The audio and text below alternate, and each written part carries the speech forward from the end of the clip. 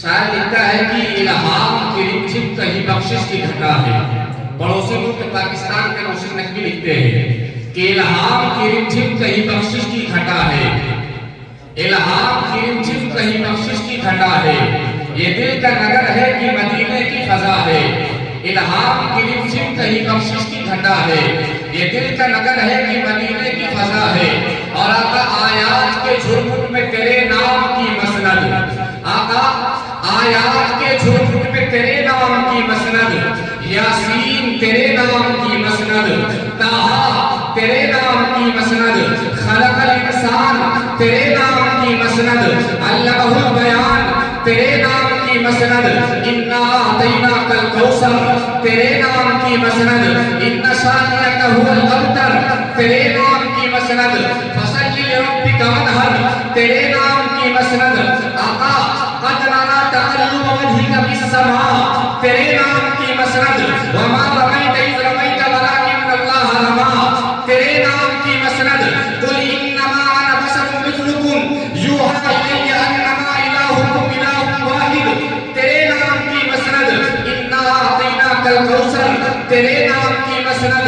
اے میرے آقا والضحیٰ تیرے نام کی مسند، واللیل اذا سجی تیرے نام کی مسند، الم نشرح لک صدرک تیرے نام کی مسند، ورفعنا لک ذکرک تیرے نام کی مسند، ورفعنا لک ذکرک تیرے نام کی مسند، وما اعطیناک ورفعنا لک ذکرک تیرے نام کی مسند، قد نرى تقلب وجهك في السماء تیرے نام کی مسند، وللآخرة خیر لک من الاولی تیرے نام کی مسند، ما ودعک ربک وما قلی تیرے نام کی مسند، سبحان الذی اسری بعبدہ لیلا من المسجد الحرام الى المسجد الاقصی تیرے نام کی مسند، انا اعطیناک الکوثر تیرے نام کی مسند۔ اے میرے آقا محمد رسول اللہ تیرے نام کی مسند، یا ایھا النبی تیرے نام کی مسند، یا ایھا الرسول تیرے نام کی مسند، ان اللہ وملائکتہ یصلون علی النبی تیرے نام کی مسند، یا ایھا الذین آمنوا صلوا علیہ وسلموا تسلیما تیرے نام کی مسند۔ الہام کی رمجھم کہیں بخشش کی گھٹا ہے، یہ دل کا نگر ہے کہ مدینے کی فضا ہے، سانسوں میں مہکتی ہے مناجات کی کلیاں، کلیوں کے کٹوروں پہ تیرا نام لکھا ہے۔ آقا آیات کے جھرمٹ میں تیرے نام کی مسند، لفظوں کی انگوٹھی پہ نگینہ سجا ہے۔ آقا آیات کے جھرمٹ میں تیرے نام کی مسند، لفظوں کی انگوٹھی پہ نگینہ سجا ہے۔ آقا یا تیرے خد و خال سے خیرہ و انجم، آقا یا تیرے خد و خال سے خیرہ و انجم، یا رات نے سایہ تیرا خدوڑ لیا ہے، یا دن تیرے انداز سباحت پہ گیا ہے، اور آقا خورشید تیری راہ میں بھٹکتا ہوا جگنو، یہ مہتاب آقا خورشید تیری راہ میں بھٹکتا ہوا جگنو، مہتاب تیرا ریزے نقش کف پا ہے، اور واللیل تیرے سایہ گیسوں کا تراشا۔ شاعر نے یہاں پر قلم توڑ دیا، زلفوں سے تشبیہ نہیں دی بلکہ رات تراشا قطرن سے تشبیہ دے رہا ہے کہ آقا واللیل تیرے سایہ گیسوں کا تراشا، والعصر تیری نیم نگاہی کی ادا ہے، اور سورج کو نکلنے نہیں دیتا تیرا حبشی، بیزر کو ابوذر تیری بخشش نے کیا ہے، اور قرآن نے قسم کھائی ہے اس شہر اما کی جس شہر کی گلیوں میں تجھے ورد کیا ہے، اور آقا ایک بار تیرا نقش قدم چوم لیا تھا، اب تک یہ فلک شکر کے سجدے میں جھکا ہے۔ آقا ایک بار تیرا نقش قدم چوم لیا تھا، اب تک یہ فلک شکر کے سجدے میں جھکا ہے، اور یاسین تیرے اسم گرامی کا زمینہ، اے نور تیری مدح کرم تیری سنا ہے، اور آقا محشر میں ثنا خوان تیرے یوں تو بہت تھے۔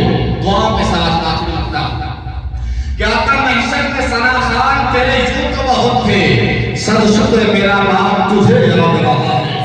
آقا محشر میں ثنا خوان تیرے یوں تو بہت تھے، صد شکر میرا نام تجھے یاد رہا ہے۔ حاضرین آپ کی محبتوں کا شکریہ، جن کی دعوت پر میں حاضر ہوا تھا ان کا شکریہ ہے۔ مفتی رونق علی صاحب قاسمی امام آپ کے مسجد کے امام ہیں، ان کی محبتوں کا شکریہ۔ اب آئیے بلا کسی تاخیر مہمان خصوصی عالم نبی فاضل جلیل ہم سب کے مخدوم و محترم متکلم اسلام حضرت مولانا آدم مصطفیٰ صاحب دامت برکاتہم العالیہ امیر تبلیغی جماعت فیروز آباد، میں بڑے ادب کے ساتھ حضرت سے یہ کہتے ہوئے آواز دے رہا ہوں کہ حمد کے واجبات کہہ دیجئے، نعت بہر نجات کہہ دیجئے، اور روشنی میں کتاب و سنت کی دل میں اترے وہ بات کہہ دیجئے۔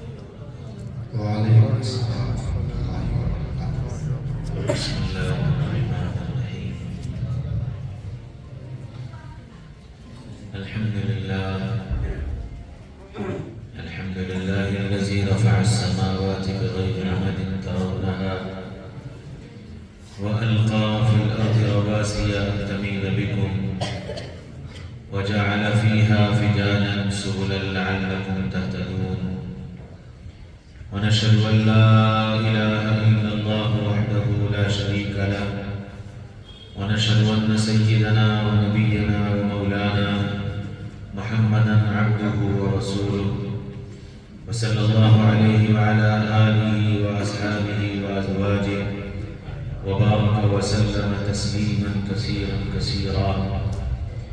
أما بعد فأعوذ بالله من الشيطان الرجيم. بسم الله الرحمن الرحيم. من عمل صالحا من ذكر أو أنثى وهو مؤمن فلنحيينه حياة طيبة ولنجزينهم أجرهم بأحسن ما كانوا يعملون. وقال رسول الله صلى الله تعالى عليه وسلم: طوبى لعبد جعله الله مفتاحا للخير ومغلاقا للشر، أو كما قال عليه الصلاة والسلام. قابل قدر قابل احترام حضرات علماء کرام اور بہت ہی قابل قدر میرے بھائیوں، دوستوں، عزیزوں، بزرگوں اور بڑی امیدوں سے وابستہ پردے میں بیٹھی میری ماؤں اور بہنوں،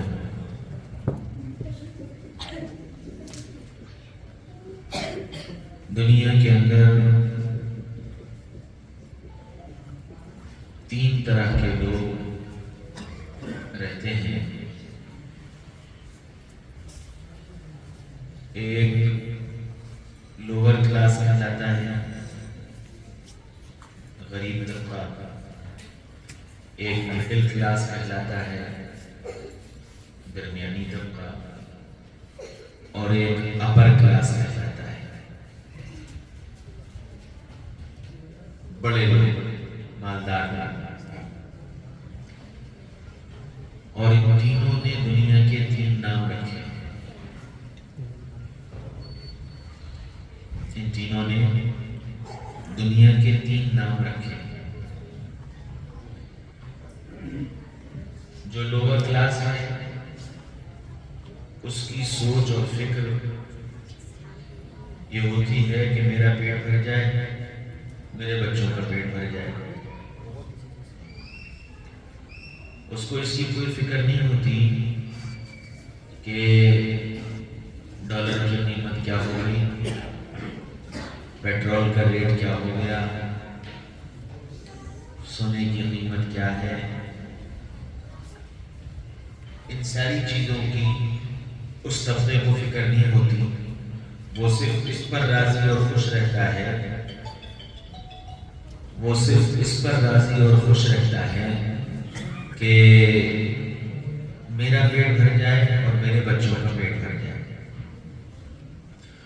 और उसको इतना मयस्सर हो जाए तो वो फिर किसी और फिक्र में नहीं लगता। ये तबका जिसकी फिक्र ये है कि मेरा पेट भरे, मेरे बच्चों का पेट भरे, तो वो इस दुनिया को चरागाह समझता है। जैसे जानवर उस इलाके को तलाश करता है जहां घास मिल जाए, जहां कुछ खाने को मिल जाए अपने लिए और अपने बच्चों के, और वही उसकी दुनिया होती है। बिल्कुल इसी तरह जो गरीब तबका है उसकी भी दुनिया सिर्फ इतनी ही है कि मेरा पेट भरे और मेरे बच्चों का पेट भरे। इस तबके ने इस दुनिया का नाम चरागाह है। दूसरा तबका जो मिडिल क्लास कहलाता है, इसके पास अपना और अपने बच्चों के पेट भरने का तो इंतजाम है, चैन से खुद भी खाता है और चैन से बच्चों को भी खिलाता है। लेकिन इस तबके की फिक्र ये रहती है कि मैं ज्यादा से ज्यादा आराम करूं और आराम की चीजें जमा करूं।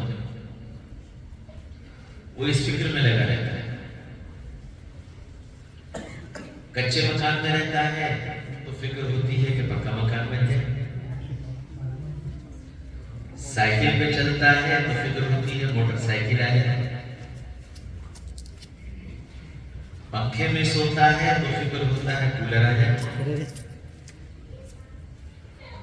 और कूलर में सोता है तो फिक्र होता है कि एसी आ जाए। किराए के मकान में रहता है तो फिक्र होती है कि अपना मकान हो जाए, और अपने मकान में रहता है तो फिक्र होती है कि बंगला बन जाए।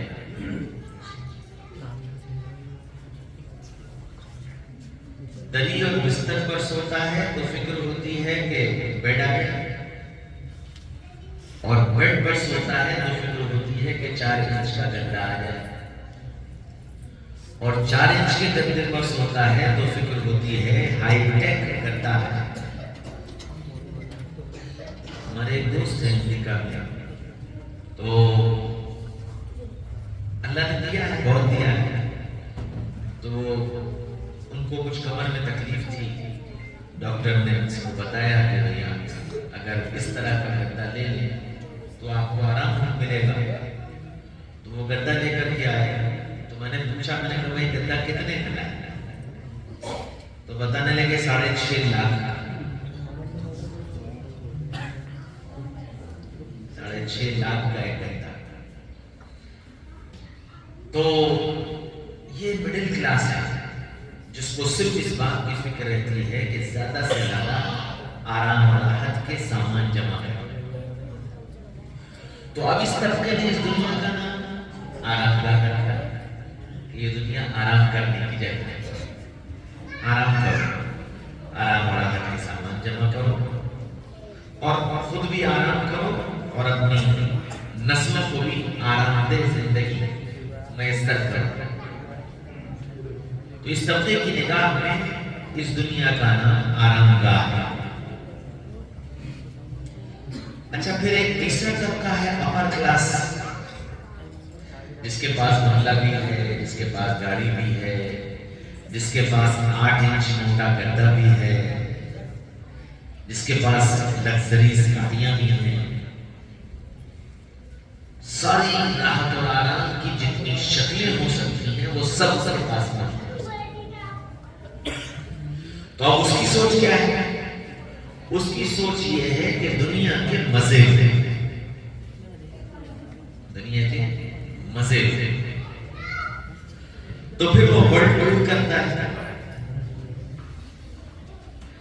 گرمیوں میں ٹھنڈی جگہوں پر جاتا ہے اور سردیوں میں گرم جگہوں پر جاتا ہے. 7 اسٹار 9 اسٹار ہوٹل تلاش کرتا ہے, سوئمنگ پول تلاش کرتا ہے, عیش گاہیں اور عشرت گاہیں تلاش کرتا ہے, اور وہ یہ سمجھتا ہے کہ دنیا تفریح کی جگہ ہے, تفریح کرو, مزے ہوتے. بامبے میں ہمارے ایک دوست ہیں, میں ان کے گھر گیا. گھر سے ان کا بیٹا نکلا. میں نے پوچھا, میں نے کہا بیٹا کہاں ہے؟ ابو کہاں ہے؟ کہنے ابو سو رہے ہیں, دن میں 12 بجے. میں نے کہا خیریت؟ کہنے لگا ہاں وہ رات ہی سفر سے واپس آئے. میں نے کہا کب اٹھیں گے؟ ظہر میں اٹھیں گے. میں نے کہا اچھا آپ سے کہنا میں ظہر بعد آؤں.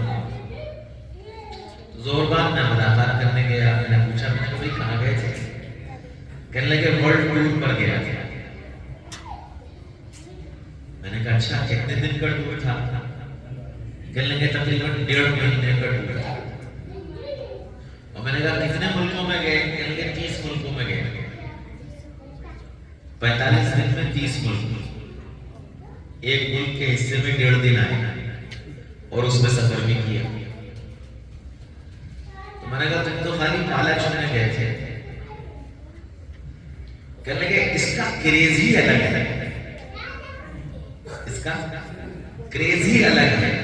ورلڈ ٹور پر گئے تھے, اسٹیٹس سمبل ہے. میری زبان سمجھ میں آ رہی ہے نا؟ آپ لوگ سب اسکول کالج کے پڑھے ہوئے پڑھنے والے بچے ہو, اتنی تو سمجھ میں آ رہی ہوگی کہ اسٹیٹس سمبل ہے. دنیا کے مزے لو, تفریح گاہیں تلاش کرو. تو اب یہ طبقہ اس دنیا کو تفریح گاہ کہتا ہے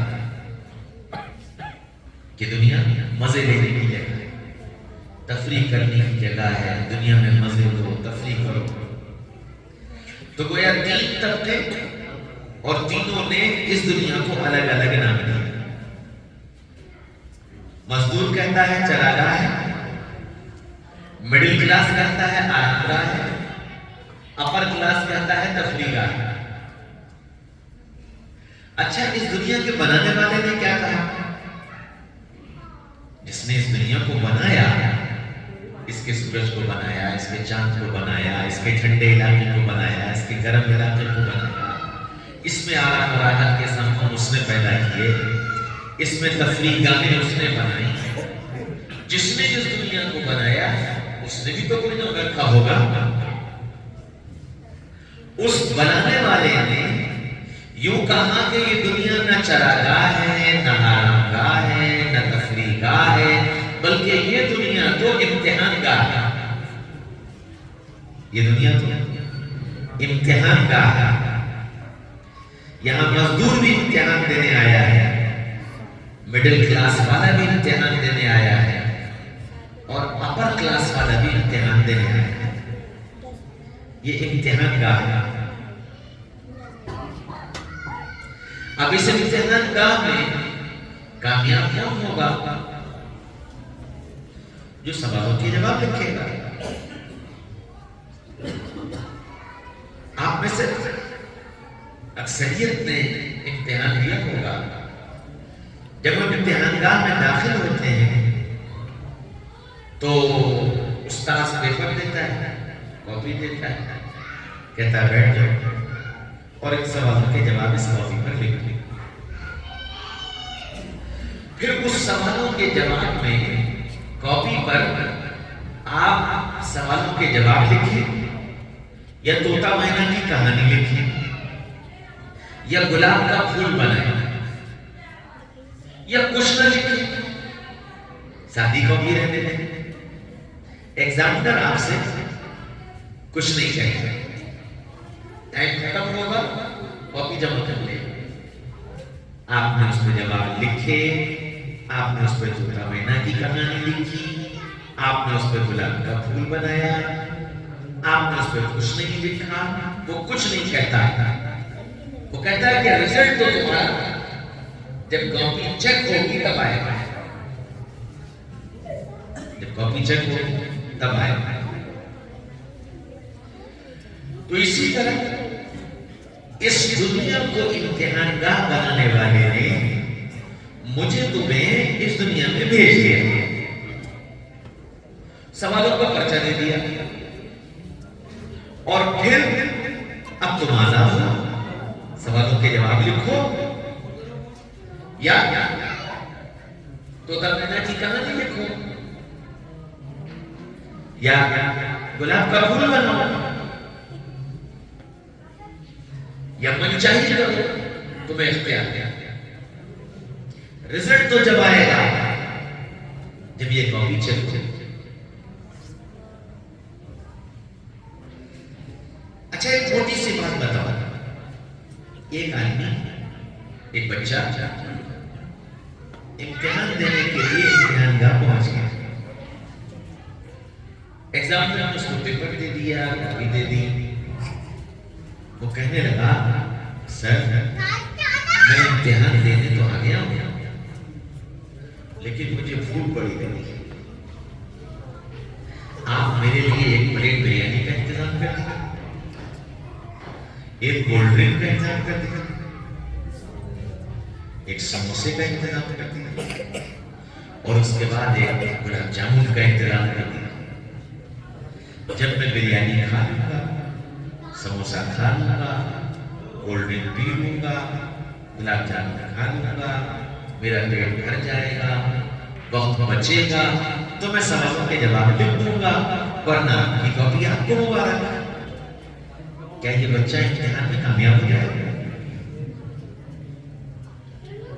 ایک دوسرا بچہ آیا، کہنے لگا کہ سر میں امتحان دینے تو آ گیا ہوں اور بہت شاندار ناشتہ کر کے آیا ہوں، گرم گرم نہاری اور روٹی کھا کے آ گیا، پیٹ بھرا ہوا ہے، لیکن سر میں رات بھر کا جگا ہوا ہوں، مجھے نیند آ رہا ہے، میرے لیے ایک گدے کا انتظام کر دیجیے، ایک کولر کا انتظام کر دیجیے، میں کولر چلاؤں گا، گدے پہ لیٹوں گا، اپنی نیند پوری کروں گا، اور جب میری تھکان دور ہو جائے گی، ٹائم بچے گا، سوالوں کے جواب لکھ دوں گا، ورنہ آپ کی کاپی آپ کو ہوا۔ کیا یہ بچہ امتحان میں کامیاب ہو جائے گا؟ ایک تیسرا بچہ آیا، اس کو بھی پیپر دیا گیا، کاپی دی گئی، کہنے لگا سر امتحان دینے تو آ گیا ہوں، ناشتہ کر کے آیا ہے، پیٹ بھرا ہوا ہے، اور رات بھر پن ڈراپ سائلنٹ نیند لی ہے، فرسٹ کلاس فریش اٹھا ہوں، کوئی تھکان نہیں ہے، کوئی پریشانی نہیں ہے، لیکن سر انڈیا اور پاکستان کا T20 کا میچ ہو رہا ہے، آپ ذرا میرے لیے ایک LED کا انتظام کر دیجیے، اور ہو سکے تو وائی فائی کنیکشن دے دیجیے، میں انڈیا پاکستان کا T20 میچ دیکھوں گا اور اس میچ کے مزے لوں گا، اور میری فیوریٹ ٹیم جیت جائے گی، میں اس کی جیت کے جشن مناؤں گا، اور جب یہ سب میں کر لوں گا پھر وقت بچے گا تو میں سوالوں کے جواب لکھ دوں گا، ورنہ آپ کی کاپی آپ کو دوں گا۔ کیا یہ بچہ کبھی امتحان میں کامیاب ہو سکتا ہے؟ میرے بھائیوں اور بزرگوں، اس دنیا کے امتحان گاہ میں میرا تمہارا سب کا یہی حال ہے، امتحان گاہ میں آ گئے ہیں، لیکن کوئی کہتا ہے بھوک لگی، اور وہ اپنے اور اپنے بچوں کے پیٹ بھرنے کی دھن میں صبح سے شام تک لگا ہے، اسے یہ خیال ہی نہیں کہ مجھے سوالوں کے جواب دیں۔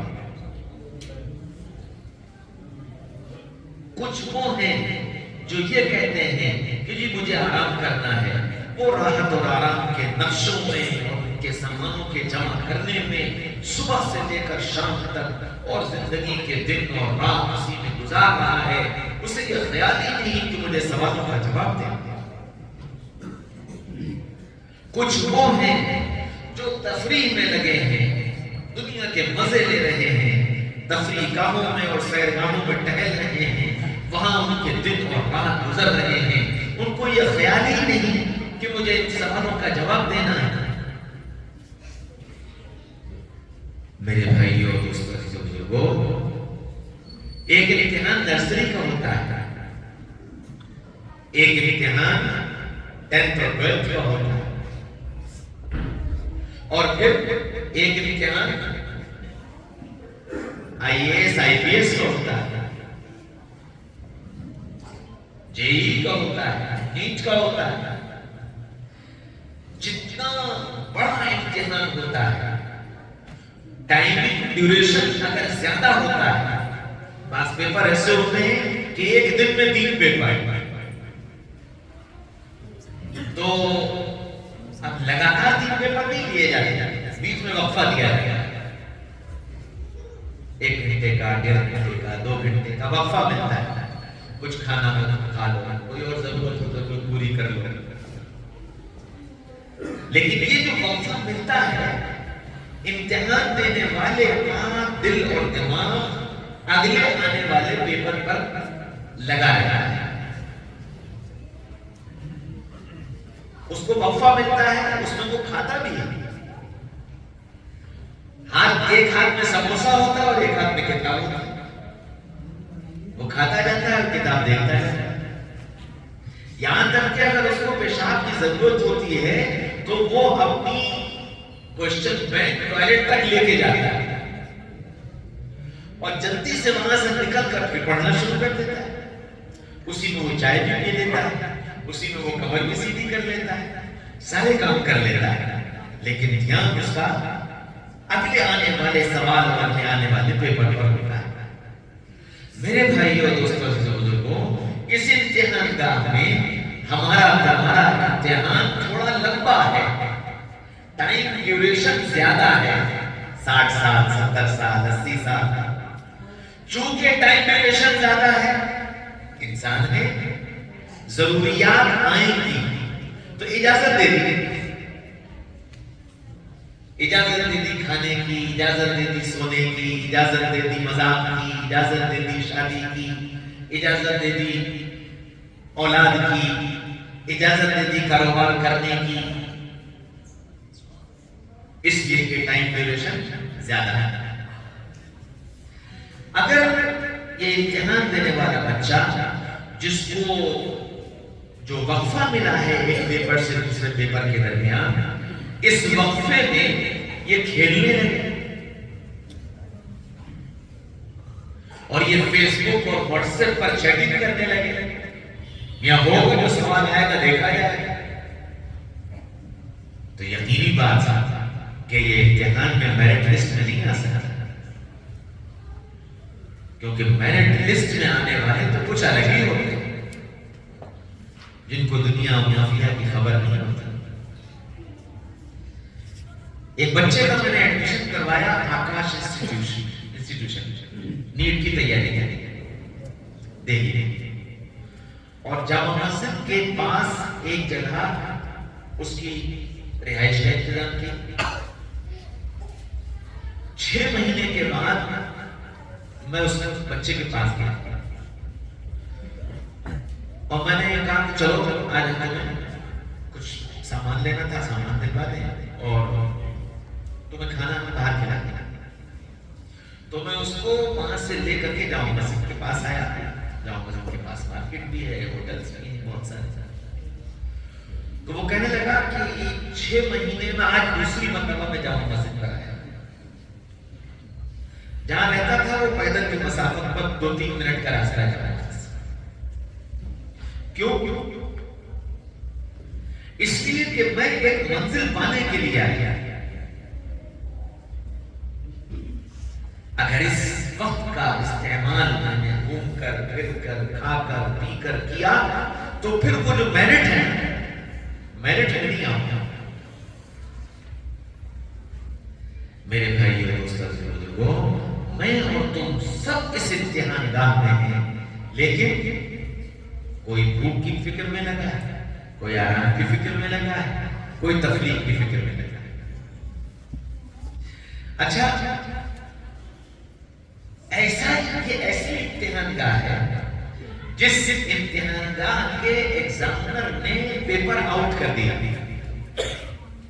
پیپر آؤٹ کر دیا کہ یہ چند سوالات ہیں، ان کی تیاری کر لو، کامیاب نہیں ہو۔ جیسے آپ نے دیکھا ہوگا کہ کچھ بچے ٹیچر کی نگاہ میں اہم مقام رکھتے ہیں، تو ٹیچر جو ہے وہ ان پر خصوصی توجہ کرتا ہے، اور جیسے جیسے امتحان قریب آتا ہے ان کو امپورٹنٹ بتاتا ہے کہ بھئی یہ امپورٹنٹ سوالات ہیں، ان کی تیاری کر لیں۔ اور جو بہت خاص اسٹوڈنٹ ہوتا ہے تو وہ ٹیچر جس نے پیپر بنایا ہوتا ہے وہ اس سے کہتا ہے کہ تم امتحان سے 3 دن پہلے مجھ سے ملنا، میں تمہیں امپورٹنٹ بتاؤں گا، ابھی تم تیاری کرو، فلاں چیپٹر فلاں چیپٹر فلاں چیپٹر فلاں چیپٹر، پورے چیپٹر بتا دیا۔ اور جب 3 دن رہ جاتے ہیں تو وہ خاص شاگرد کو وہ پیپر بنانے والا بلا کر یوں کہتا ہے، دیکھو اس چیپٹر کا یہ سوال، اس چیپٹر کا یہ سوال، اس چیپٹر کا یہ سوال، اس چیپٹر کا یہ سوال، اس کو دیکھ لینا، یہ بہت امپورٹنٹ ہے۔ وہ پڑھنے والا بھی بہت سمجھدار ہے،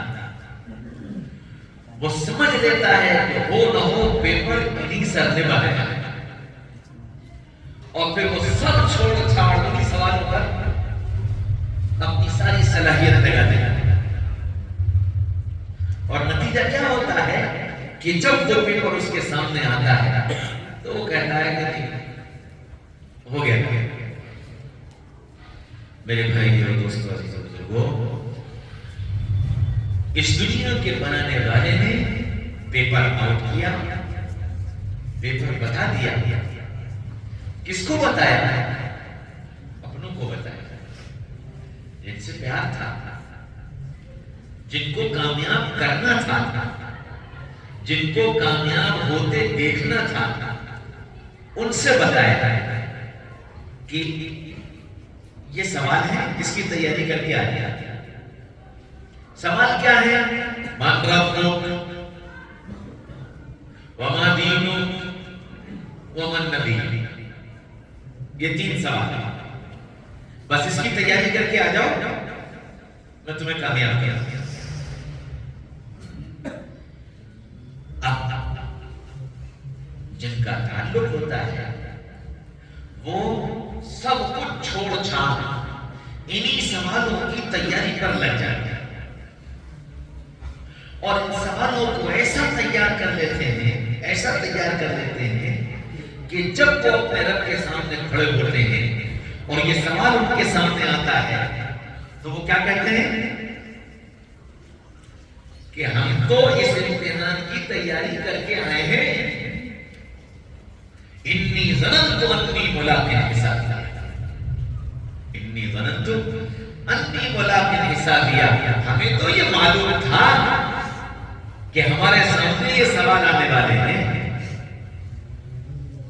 اور ہم اس کی تیاری کر کے آئے ہیں، فَهُوَ فِي عِيشَةٍ رَاضِيَةٍ۔ تو ان سوالوں کے جواب دیتے ہی کامیابی کے دروازے کھل جائیں۔ تو اب یہ سوال، من ربک، تمہارا رب کون ہے؟ یہ زندگی کے ہر موڑ پر آ کر کھڑا ہوا ہے اور ہر فرد کے سامنے کھڑا ہوا ہے، مرد کے سامنے، عورت کے سامنے، بوڑھے کے سامنے، جوان کے سامنے، تاجر کے سامنے، ملازم کے سامنے۔ کس کو رب ماننا؟ رب کس کو ماننا؟ پالنے والا کس کو جاننا؟ مسائل کا حل کرنے والا کس کو سمجھنا؟ روزی کا دینے والا کس کو سمجھا؟ عزتوں کے دینے والا کس کو سمجھا؟ اولاد کو دینے والا کس کو سمجھا؟ کامیاب اور ناکام کرنے والا کس کو سمجھا؟ ہر موڑ پر یہ سوال کھڑا ہو کہ تم کس کو رب مان کر دنیا میں جی رہے ہو؟ تم نے پیسے کو رب سمجھا یا اللہ کو رب سمجھا؟ تم نے دکان کو رب سمجھا یا اللہ کو رب سمجھا؟ تم نے حکومت کو رب سمجھا یا اللہ کو رب سمجھا؟ تم نے طاقت کو رب سمجھا یا اللہ کو رب سمجھا؟ کس کو رب سمجھ کر زندگی گزاری؟ یہ سوال صرف قبر میں نہیں ہوگا، یہ سوال صرف قبر میں نہیں ہوگا، یہ سوال ہر دن، ہر روز، ہر وقت، ہر مرحلے پر ہو۔ سو رہے تھے، آواز لگی اللہ اکبر اللہ اکبر، سوال قائم ہو گیا، من رب تو بتاؤ تمہارا رب کون ہے؟ یہ بستر چھوڑ کر کھڑا ہو گیا تو اس نے اللہ کو رب مانا، اور یہ بستر میں لپٹ کر سو گیا تو اس نے رب کی ربوبیت کا انکار کر دیا۔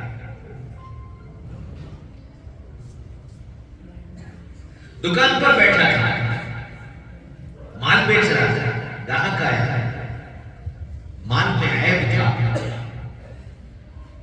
گاہک کو دھوکہ دے کر عیب دار مال بیچ دیا، اس نے رب کی ربوبیت کا انکار کر دیا۔ گاہک کو مال کا عیب بتا دیا، اس نے رب کی ربوبیت کا اقرار کر دیا کہ میرا رب اللہ۔ کسی سے وعدہ کیا تھا پیسے دینے کا، ملاقات کرنے کا، اس وعدے کو توڑ دیا، رب کی ربوبیت کا انکار کر دیا، اس وعدے کو پورا کر دیا، رب کی ربوبیت کا اقرار کر دیا۔ ماں نے آواز دی، جھنجلا کر چلا گیا، رب کی ربوبیت کا انکار کر دیا۔ ماں نے آواز دی، ہنستا مسکراتا ماں کے پاس پہنچ گیا، رب کی ربوبیت کا اقرار کر دیا۔ باپ نے کسی کام کو کرنے سے منع کیا، رک گیا، رب کی ربوبیت کا اقرار کر لیا۔ باپ نے کسی کام سے منع کیا، نہیں رکا، رب کی ربوبیت کا انکار کر دیا۔ کہ یہ سوال ہر موڑ پر آ کر کھڑا ہو، بتاؤ کس کی مان کر زندگی گزاری؟ رب کو مان کر، رب کی مان کر، کس کی مان کر زندگی گزاری؟ عورت گھر سے باہر نکلنے لگی، اپنے کو پردے میں چھپا کر نکلی، رب کی ربوبیت کا اقرار کیا، اپنے کو بے پردہ کر دیا، رب کی ربوبیت کا انکار کر دیا۔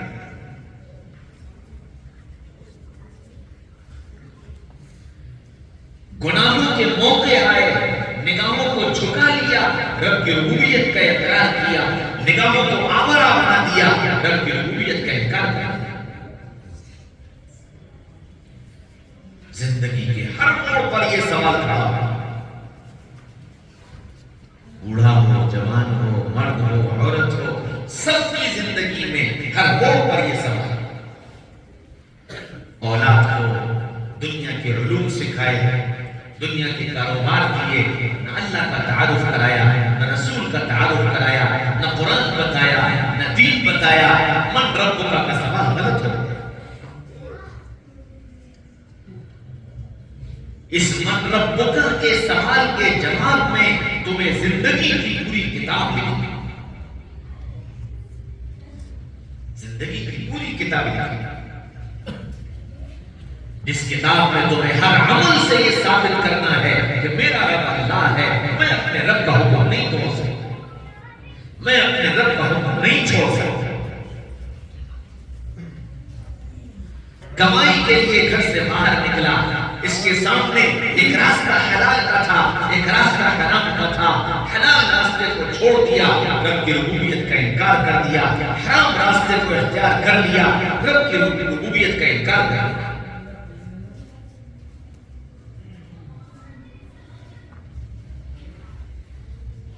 سود پر پیسہ لے کر کاروبار کرنے لگا، رب کی ربوبیت کا انکار کر دیا۔ جوئے میں پیسہ لگانے لگا، رب کی ربوبیت کا انکار کر دیا۔ اس نے رب کو رب نہیں مانا، رب کے فیصلوں پر راضی نہیں ہوا۔ یہ امتحان گاہ ہے، یہاں ہر پل امتحان ہوگا، یہاں گناہ مزین ہو کر سامنے آئے گا،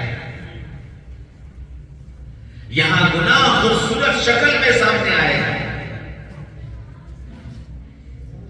یہاں گناہ مال کی زیادتی کی شکل میں سامنے آئے گا۔ اور وہی میرا تمہارا امتحان ہوگا کہ تم اس امتحان میں اپنے آپ کو کامیاب ہونے والوں میں سے بناتے ہو یا ناکام ہونے والوں میں سے بناتے ہو۔ زندگی کا ایک سوال ہے جو میرے تمہارے اوپر ہر دن آ کر کھڑا ہو رہا ہے، اور تنہائی میں بیٹھ کر کے اپنے بارے میں سوچے کہ میں رب کا فرما بردار بن کر زندگی گزار رہا ہوں یا میں رب کا نافرمان بن کر زندگی گزار رہا ہوں۔ اور تنہائی میں بیٹھ کر سوچے کہ میں رب کا فرما بردار بن کر زندگی گزار رہی ہوں یا میں رب کی نافرمان بن کر زندگی گزار رہا ہوں۔ اللہ نے پوری زندگی بتائی نہیں، سکھائی نہیں، مردوں کو بھی اور عورتوں کو کہ زندگی کیسے گزارنا ہے، رب کو رب مانو گے تو کیسے مانو گے، کہ جنہوں نے رب کو رب مانا ان کی شان کیا ہے؟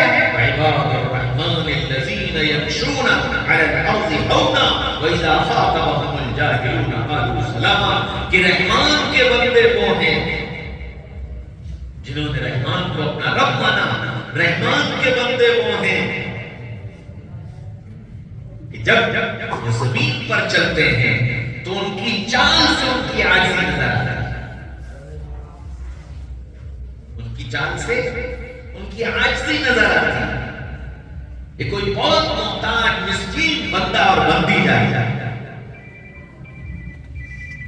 ان کے اخلاق کا حال یہ ہے کہ اگر کوئی ان سے نادانی کی باتیں کرتا ہے، لڑائی جھگڑے کی باتیں کرتا ہے، تو یہ اس کے مقابلے میں اس سے لڑنے جھگڑنے نہیں کھڑے ہو جاتے، بلکہ اس سے اعراض کرتے ہیں، اپنے کو بچاتے ہیں، اس کے مقابلے میں اس سے وہ سلامتی کی بات کرتا ہے۔ رب کو رب مانو گے تو یہ صفات زندگی کے اندر آئیں گی۔ رب کو رب ماننے والوں کے دن کی شان الگ اور رب کو رب ماننے والوں کی رات کی شان الگ، کہ جنہوں نے من ربکا کے سوال کے جواب کی تیاری کی ان کی رات کیسی ہوگی؟ تتجافا جنوبهم عن المضاجع يدعون ربهم خوفا وطمعا، ان کی رات ایسی ہوتی ہے کہ وہ بستروں پر لیٹتے ہیں لیکن چند لمحوں کے بعد وہ بستری انہیں اچھال کر کھڑا کر دیتا ہے، اور پھر وہ اپنے رب کے سامنے کھڑے ہو کر اپنے رب سے باتیں کرتے ہیں، کبھی چپکے چپکے، کبھی زور سے، کبھی آہستہ، کبھی رو کر، کبھی ہنس کر اپنے رب سے باتیں کرتے ہیں۔ جو رب کو رب مان کر زندگی گزارتے ہیں ان کے دن کیسے ہوتے ہیں؟ ربک فکبر وثیابک فطہر والرجز فہجر، اپنے رب کی بڑائی بیان کرتے پھرتے ہیں، اپنے آپ کو گناہوں سے پاک اور صاف رکھتے ہیں، نہ ان کے پاس اخلاقی گندگیاں ہوتی ہیں، نہ ان کے پاس جسمانی گندگیاں ہوتی ہیں، نہ ان کے پاس زبانوں کی گندگیاں ہوتی ہیں، نہ ان کے پاس کاموں کی گندگیاں ہوتی ہیں۔ وہ اپنے آپ کو بالکل پاک صاف کر دیتے ہیں کہ جب وہ اللہ کی بندی یا اللہ کا بندہ سڑک پر چلتا ہوا نظر آتا ہے تو وہ اس اس شان سے چلتے ہیں کہ ان کو دیکھ کر اللہ یاد آتا ہے۔ کیوں کہ یہ وہ ہیں جنہوں نے اپنے اس دنیا کے قیام کو امتحان گاہ کا قیام سمجھا تھا، اور یہاں امتحانوں کے سوالوں کے جواب دیکھے تھے۔ ہاں میرے بھائیوں، دوستوں، عزیزوں، بزرگوں، یہ امتحان کا ہے۔ یہاں کا یہ پہلا سوال ہے من رب کو، بتاؤ تمہارا رب۔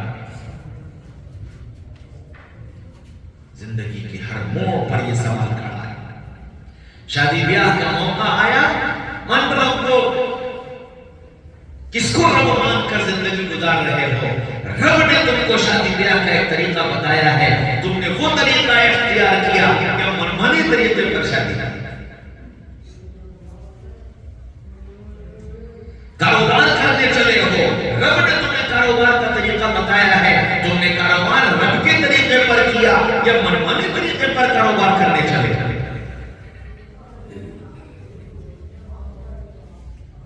اولاد کی تربیت کا رب نے ایک طریقہ بتایا ہے، اس رب کے بتائے طریقے پر اولاد کی تربیت کی ہے یا منمانی طریقے پر اولاد کی تربیت کرنے چلے؟ اگر رب کو رب مانا ہے تو پھر ہر قدم پر یہ سوال کرنا پڑے گا کہ اس کام کے لیے رب نے کیا طریقہ بتایا۔ وہ شادی کرو، کاروبار کرو، اولادوں کی تربیت کرو، دوستی کرو، خوشی کا موقع آئے، غمی کا موقع آئے، ہر موقع پر کیا کرو؟ فَاسْأَلُوا أَهْلَ الذِّكْرِ إِن كُنتُمْ لَا تَعْلَمُونَ۔ نہیں جانتے ہو، جاننے والے سے پوچھو۔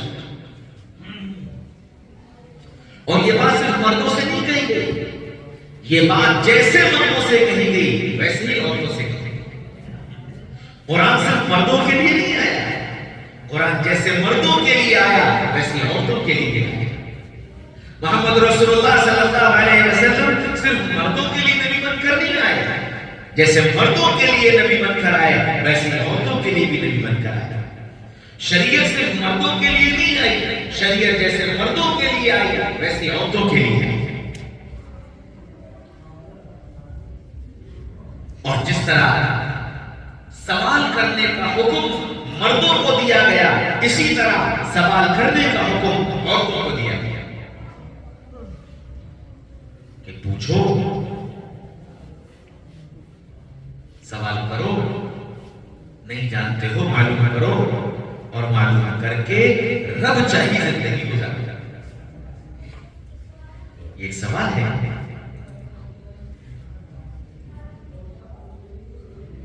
اور یہ ایسا سوال ہے کہ اس سوال کے جواب میں پل میں کامیاب اور پل میں ناکام، پل میں کامیاب اور پل میں ناکام۔ ترازو پہ سودا توڑ رہے تھے، ڈنڈی مار دی، ناکام ہو گئے، جھکتا تول دیا، کامیاب۔ گز سے کپڑا ناپ رہے تھے، پورا ناپ دیا، کامیاب ہو گئے، کم ناپا، ناکام ہو گئے۔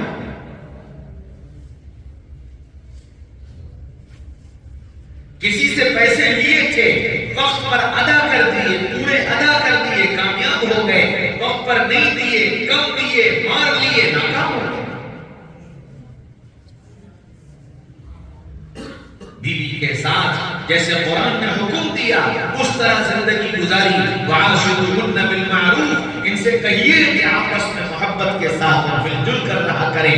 اگر محبتوں کے ساتھ اور مل جل کر رہے، کامیاب ہو گئے، اور ظلم کیا، زیادتی کی، ناکام ہو گئے۔ مرد کرے تو وہ ناکام، عورت کرے تو وہ ناکام۔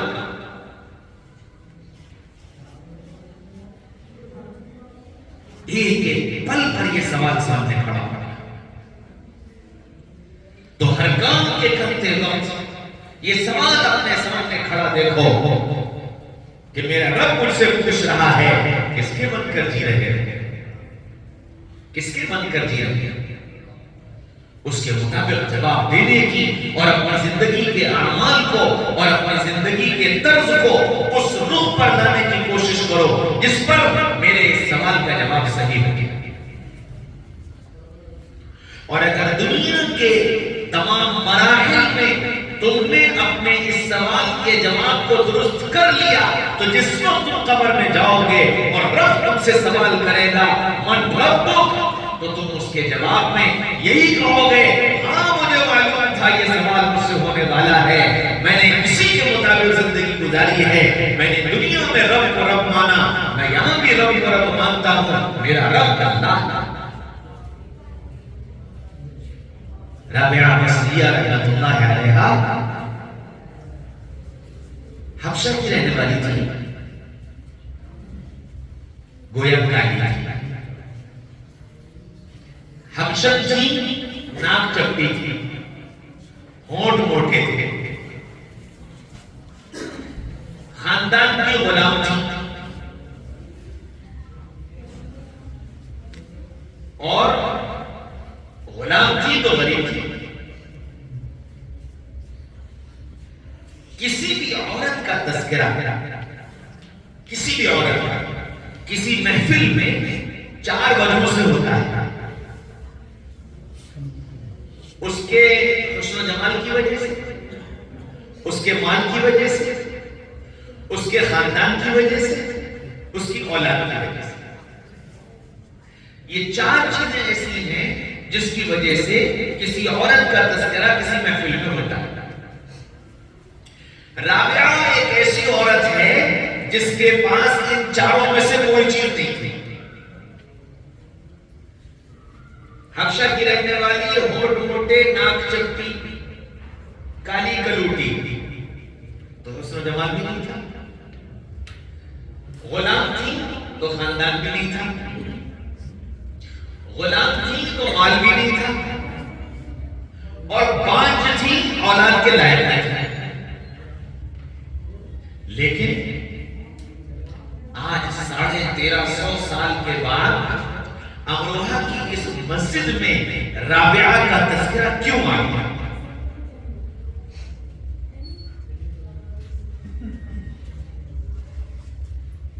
رابعہ کا معمول یہ تھا کہ روزانہ نہاتی، کپڑے بدلتی، اپنے شوہر کے پاس آتی، میری کوئی ضرورت؟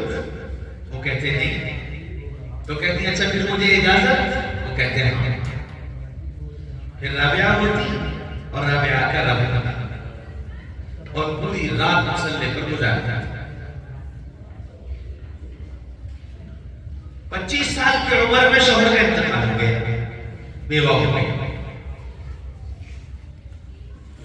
تو حضرت حسن بصری جیسا حسین جمیل اور حضرت حسن بصری جیسا عالم اور فقیہ اور محدث اور حضرت حسن بصری جیسا تابعی خود چل کر کے آئے رابعہ کے گھر پر، رابعہ میں تم سے نکاح کرنا چاہتا ہوں، رابعہ میں تم سے نکاح کرنا چاہتا ہوں۔ فرمایا اچھا میرے 4 سوالوں کا جواب دے دو، میں تم سے نکاح کروں گا۔ تو حسن بصری نے کہا پوچھو، کہنے لگے یہ بتاؤ میری موت ایمان پر آئے گی کہ بغیر ایمان کے آئے گی؟ کہنے لگے تو اللہ کہنے لگے اچھا یہ بتاؤ کہ مرنے کے بعد قبر میں میرے لیے جنت کی کھڑکی کھلے گی یہ جہنم کی کھڑکی کھلے گی؟ تو اللہ اچھا یہ بتاؤ کل قیامت کے میدان میں جب اعمال نامے تقسیم کیے جائیں گے، کسی کے دائیں ہاتھ آئے گا، کسی کے بائیں ہاتھ آئے گا، میرا اعمال نامہ دائیں ہاتھ میں آئے گا کہ بائیں ہاتھ میں آئے گا؟ یہ تو اللہ کہنے لگے اچھا یہ بتاؤ لوگ صراط پر سے گزریں گے، کوئی کٹ کے گر جائے گا، کوئی گزر جائے گا، تو میں گزر جانے والیوں میں سے ہوں یا کٹ کے گر جانے والیوں میں سے ہوں؟ کہنے لگے یہ تو اللہ کو معلوم ہے۔ فرمایا اچھا تو پھر یا تو ان سوالوں کے جواب پتا کر کے آ جاؤ یا مجھے ان سوالوں کے جواب کی تیاری کر لینے دو، اگر تمہارے پاس اس کے جواب آ جائے آ جانا، میں تم سے نکاح کروں گا۔ پھر 40 سال اپنے رب کی عبادت میں اور اپنے رب کو منانے میں لگا۔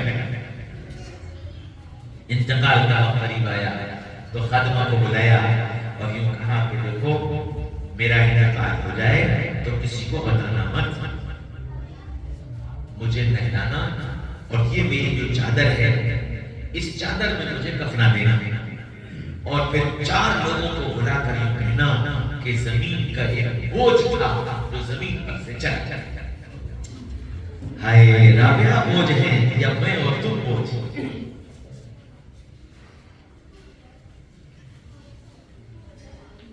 خادمہ نے حکم کے مطابق جب انتقال ہوا، نہلایا دفنایا، پھر لوگوں کو اطلاع دلا، تدفین ہو گئی۔ کچھ دنوں کے بعد خادمہ نے خواب دیکھا، پوچھا، دیکھا کہ تخت لگا ہوا ہے اور رابعہ اس تخت پر بیٹھی ہے۔ پوچھا رابعہ کیا ہوا؟ کہنے لگی کہ قبر میں منکر نکیر آئے تھے اور انہوں نے سوال کیا من رب کی، رابعہ تیرا رب کون ہے؟ میں نے کہا سبحان اللہ، 40 سال زمین پر رہ کر جس کو نہ بھولی، 4 ہاتھ زمین میں آ کر اسے بھول جاؤں گی؟ 40 سال زمین پر رہ کر جس کو نہ بھولی، 4 ہاتھ زمین میں آ کر اسے بھول جاؤں گی؟ تو منکر نکیر یہ کہنے لگے چلو چلو اس سے کیا پوچھیں؟ ہاں میری بہنوں، جب دنیا میں ان سوالوں کے جواب کی تیاری کر کے زندگی گزاری جاتی ہے تو پھر قبر میں جا کر بندہ اور بندی اسی طرح جواب دیتا ہے کہ جس دھرتی پر رہ کر رب کو نہ بھولے تو دھرتی کے نیچے آ کر رب کو کیسے بھولے؟ یہ امتحان گاہ ہے، یہاں ہر موقع پر مجھے تمہیں اس سوال کے جواب کی تیاری ہے۔ من ربک، بتاؤ تمہارا رب۔ دوسرا سوال وما دینک، زندگی کس طریقے پر گزاری، کون سا طریقہ اچھا لگا؟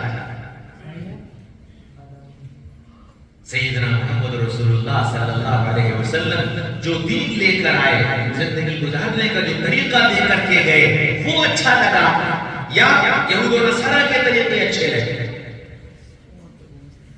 چہرہ کس کا اچھا لگا؟ لباس کس کا اچھا لگا؟ کھانے پینے کا انداز کس کا اچھا لگا؟ اٹھنے بیٹھنے کا انداز کس کا اچھا لگا؟ اخلاق کس کے اچھے لگے؟ معاملات کس کے اچھے لگے؟ کردار کس کا اچھا لگا؟ وہ جو محمد رسول اللہ دے کر گئے تھے، یا من چاہے یا غیروں کے یا یہود و نصارہ کے، مشرکین کے اور ملحدین کے، کس کے طریقے پر زندگی گزارا؟ یہ بھی سوال زندگی کے ہر موڑ پر کھڑا ہوگا۔ ہاں، جب اپنے چہرے کو محمد الرسول اللہ صلی اللہ علیہ وسلم کے خلاف بناؤ گے تو ناکام ہو جاؤ گے، اور نبی کے طریقے پر بناؤ گے تو کامیاب ہو جاؤ گے۔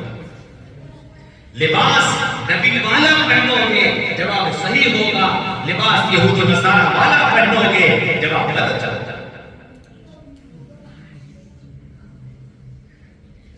کھانا نبی کے طریقے پر کھاؤ گے، جواب صحیح ہوگا، کھانا ناچ ناچ کر گھوم کر پھر کر کھاؤ گے، سب جواب غلط ہوگا۔ کہ زندگی کی ہر موڑ پر یہ سوال آ کر کھڑا ہوگا۔ مسجد سے نکلے کس طریقے پر، مسجد میں آئے کس طریقے پر، گھر میں گئے کس طریقے پر، گھر سے نکلے کس طریقے پر، بازار گئے کس طریقے پر، بازار سے واپس آئے کس طریقے پر، مال خریدا کس طریقے پر، مال بیچا کس طریقے پر، ملازمت کی کس طریقے پر، ہر جگہ یہ سوال کھڑا ہوگا، کون دینو کون دینو کون دینو، بتاؤ کس کے طریقے پر، بتاؤ کس کے طریقے پر، بتاؤ کس کے طریقے پر۔ شادی کا موقع آیا، رسمیں اختیار کی کس کے طریقے پر، خوشی منائی کس کے طریقے پر، غم منایا کس کے طریقے پر، دکھ آیا کیا کیا، سکھ آیا کیا کیا، اور کس کے طریقے پر۔ زندگی کے ہر موڑ پر مردوں کے لیے اور عورتوں کے لیے سب کے سامنے یہ سوال کھڑا ہوگا.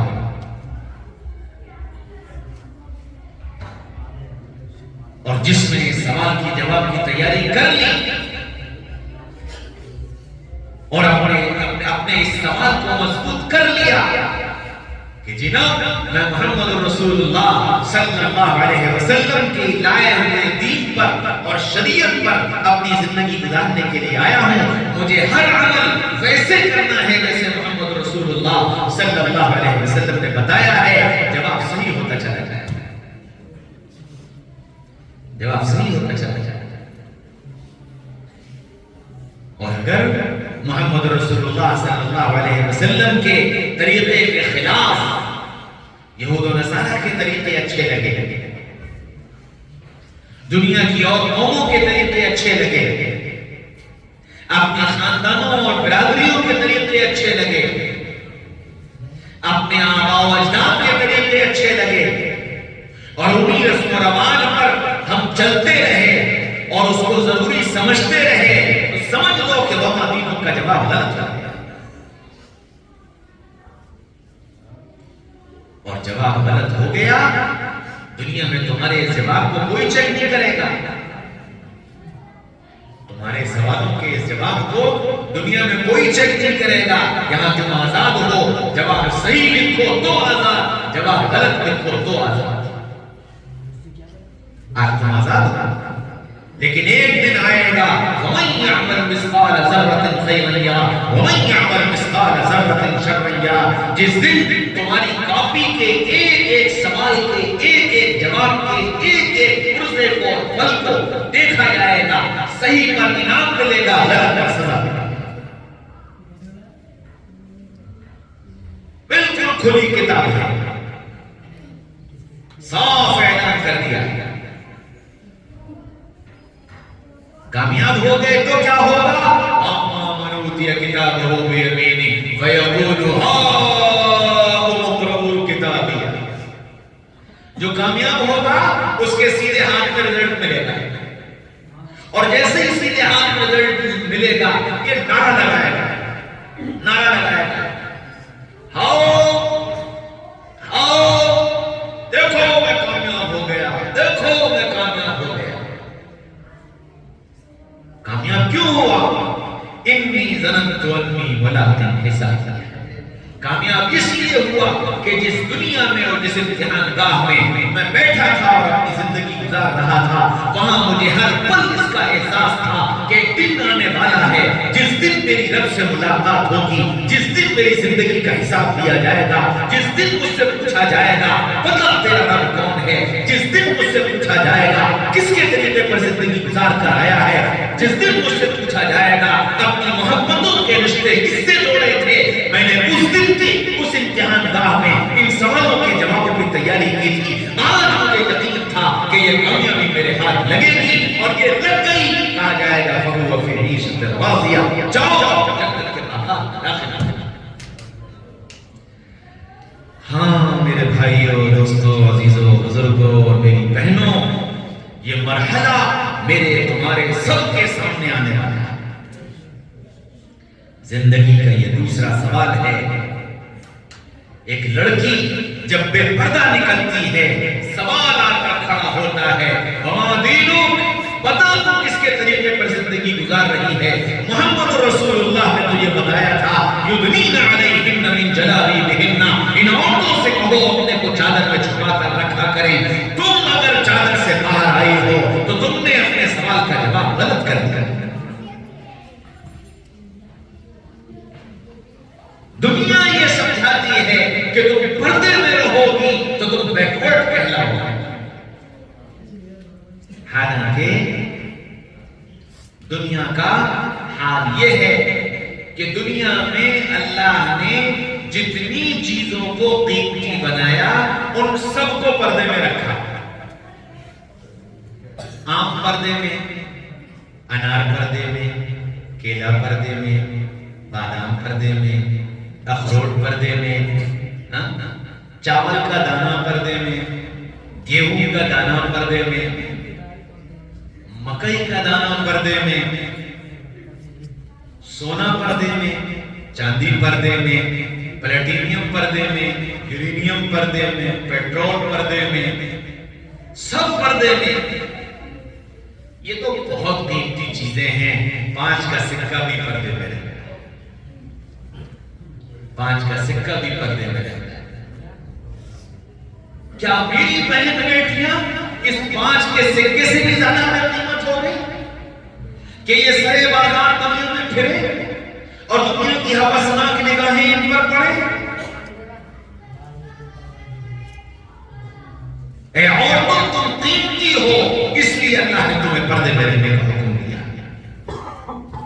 तुम्हारी गोदों में नबी पले, तुम्हारी गोदों में सहाबा पले, तुम्हारी गोदों में औलिया अल्लाह पले, तुम्हारी गोदों में दुनिया के इमाम पले, तुम्हारी गोदों में दुनिया के कायद और रहबर पले। तुम कीमती हो, इसलिए तुमको पर्दे में रहने का हुक्म दिया गया।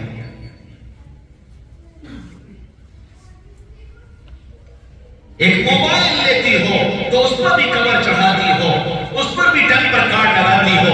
क्यों? कि स्क्रैच न पड़ जाए, देखने में भद्दा न लगने लगे। जब कोई बहन बेटी घर से बेपर्दा निकलती है और उस पर दुनिया की हवसनाक निगाहें पड़ती हैं, उसका सारा चेहरा, उसका सारा हुस्न स्क्रैच ज़दा हो जाता है, बदबू लगने लगता है और उस पर दाग पड़ जाते हैं। उसी दाग से बचाने के लिए और उसकी बदनुमाई से बचाने के लिए रब ने हुक्म दिया है अपने को पर्दे में छुपा कर रखना। तुम कीमती हो, अल्लाह ने तुम्हें कीमती बनाया। और याद रखो, कोई औरत खुद बेपर्दा नहीं होती, कोई औरत खुद बेपर्दा नहीं होती, मर्द उसको बेपर्दा करता है। एक बेपर्दा घराने की लड़की पर्दे वाले घर में शादी होकर चली जाए तो वो पर्दा करने लगता है, और एक बेपर्दा घराने की लड़की, एक बापर्दा घराने की लड़की बेपर्दा घर में आ जाए तो वो बेपर्दा करने लगता है। पर्दे का कराना न कराना ये मर्द की जिम्मेदारी है। अब जब मर्द ही बेहया बन जाए, मर्द ही को मेहनत न आए, मर्द ही बेहिस हो जाए, तो औरत का क्या कसूर? लेकिन मेरी बहनों, अगर तुम अपने पर्दे की हिफाजत कर लोगी तो कल क़यामत के मैदान में अल्लाह उसका अजर देगा। तुम्हारी जिंदगी का ये सवाल दुरुस्त हो जाएगा। हाँ मेरे भाइयों, दोस्तों, अजीजों, बुजुर्गों, तीसरा सवाल सैयदना मोहम्मद रसूलुल्लाह सल्लल्लाहु अलैहि वसल्लम की शबीह दिखाकर पूछा जाएगा, इन्हें पहचानते हो? इन्हें पहचानती हो? और इस सवाल का जवाब वो देगा जिसके मोहब्बत के तार मोहम्मद रसूलुल्लाह से जुड़े हुए, जिसके मोहब्बत के तार मोहम्मद रसूलुल्लाह सल्लल्लाहु अलैहि वसल्लम से जुड़े हुए। कि बताओ तुम्हारी जिंदगी में महबूब कौन था? मोहब्बत किससे करके आया? माल से मोहब्बत की, ओहदे से मोहब्बत की, कुर्सी से मोहब्बत की, औलाद से मोहब्बत की, कारोबार से मोहब्बत की, अपने दोस्तों से मोहब्बत की, लड़कियों से मोहब्बत की, या मोहम्मद रसूलुल्लाह सल्लल्लाहु अलैहि वसल्लम से मोहब्बत की? अगर तुम अपने इस दावे में सच्चे हो कि हम आशिक़े रसूल हैं, हम मोहब्बत करने वाले हैं, तो फिर याद रखो महबूब की अदाएं भी महबूब होती हैं। महबूब की अदाएं भी महबूब होती हैं।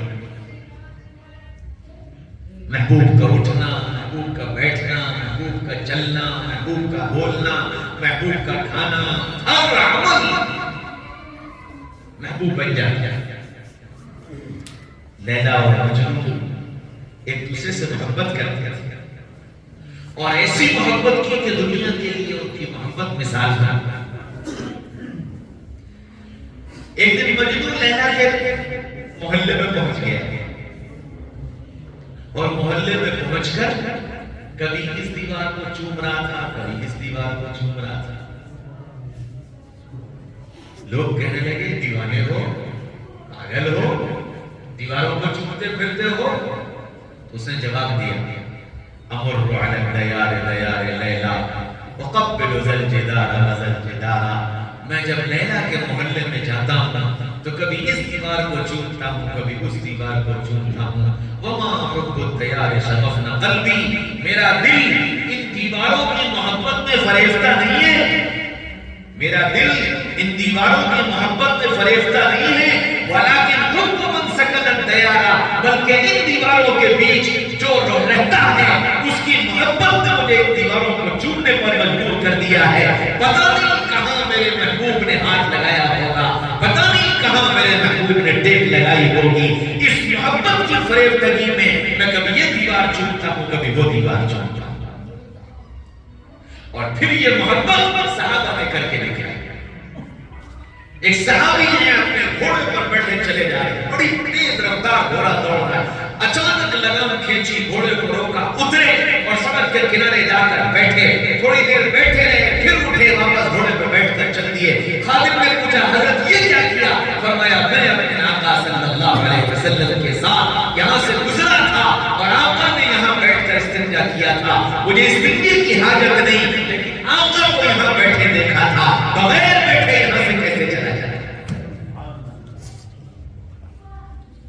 محبت کا رشتہ کس سے جوڑا ہے؟ یہ زندگی کا سوال ہے، یہ زندگی کا سوال ہے. محبت کا رشتہ کس سے جوڑا ہے؟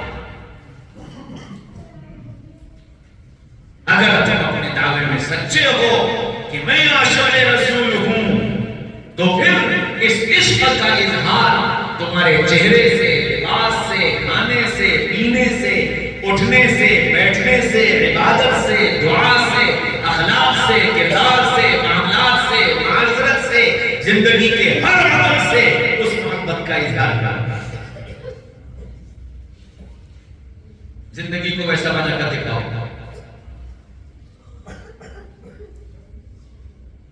اور اگر نہیں تو پھر سوال کا جواب غلط ہوگا، سوال کا جواب غلط ہوگا. ہاں، زبان کے بول سے کام نہیں چلے گا. ایک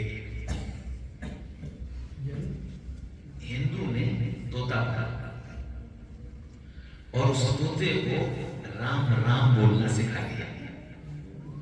تو وہ صبح اٹھ کر کے رام رام رام رام رام رام رام رام بولا کرتا تھا، بڑا خوش ہوتا تھا. اچانک اسے سفر میں جانا پڑا. اس کے پڑوس میں ایک مسلمان رہتا ہے. اس نے کہا کہ بھائی میں مہینے بھر کے لیے جا رہا ہوں، یہ میرا طوطا تم اپنے پاس رکھ لو. بہت اچھا، طوطے کو ڈال دیا. صبح ہوئی تو اس نے وہی رام رام رام رام رام. اور مسلمان کہنے لگا یہ کیا مصیبت ہے؟ تو اس نے طوطے کو سکھایا کہ نہیں، رام نہیں، اللہ اللہ. وہ 2 4 6 8 دن اس نے محنت کی اور رام رام چھوڑ کر کے اللہ اللہ کہتے ہیں. اب وہ صبح ہوتی تو اللہ اللہ اللہ اللہ اللہ کی رٹ لگاتا. مہینہ بھر کے بعد جب وہ پڑوس کے واپس آیا تو اس نے اپنا طوطا مانگا کہ جی میرا طوطا مجھے دے دو. اس نے طوطا دے دیا. وہ طوطا لے جا کر اس نے گھر پہ لٹکایا. صبح ہوئی تو اس نے کہا کہ بیٹے بولو رام رام. اس نے کہا نہیں، اللہ اللہ اللہ اللہ اللہ. اور خان صاحب نے تو طوطے کو بھی مسلمان کر دیا. وہ طوطے کو لے کر کے فوراً آئے کہ خان صاحب اب تو یہ تم ہی رکھی رکھے. انہوں نے کہا کہ بہت اچھا. اس نے پھر اپنے گھر میں لٹکا دیا. ایک دن اچانک اس کا پنجرا کا دروازہ کھلا رہے گا اور طوطا پنجرے سے باہر آ گیا. ادھر بلی آ گئی. بلی نے طوطے کو چپٹا مار دیا. تو نہ اس کی زبان سے رام رام نکلا، نہ اس کی زبان سے اللہ اللہ نکلا. زبان سے وہ نکلا جو اس کے دل میں بسا. ٹیں ٹیں ٹیں ٹیں کرتا دنیا سے چلا جائے. ہاں میرے بھائیوں، دوستوں، عزیزوں، بزرگوں اور میری پیاری بہنوں، میرے زبان کے بول کچھ بھی ہو سکتے ہیں، لیکن جس وقت موت کا پنجہ میری گردن پر پڑے گا تو میرے اندر سے وہ نکلے گا جو اندر بسا تھا، جو اندر بسا تھا۔ میرے اندر کیا بسا؟ میں نے اللہ کو بسایا، میں نے رسول اللہ کو بسایا، میں نے رسول کا عشق بسایا۔ اگر اللہ اور اس کے رسول کو بسایا ہے تو جس وقت موت کا فرشتہ آئے گا یہ استقبال کرے گا، اور استقبال کے ساتھ اقرار کرتا ہوا، توحید کا اقرار کرتا ہوا، رسالت کا اقرار کرتا ہوا، اللہ اور اس کے رسول کے ملاقات کا شوق اس کے دل میں اتنا بڑھ جائے گا کہ اس کی روح ایسے نکل جائے گی جیسے آٹے سے بال نکلتا ہے، ایسے نکل جائے گی۔ کون گیا؟ عاشق رسول کے۔ ہاں، اس کے جانے پر زمین روئے گی، اس کے جانے پر آسمان کے وہ دروازے روئیں گے جن سے اس کے اعمال جایا کرتے ہیں،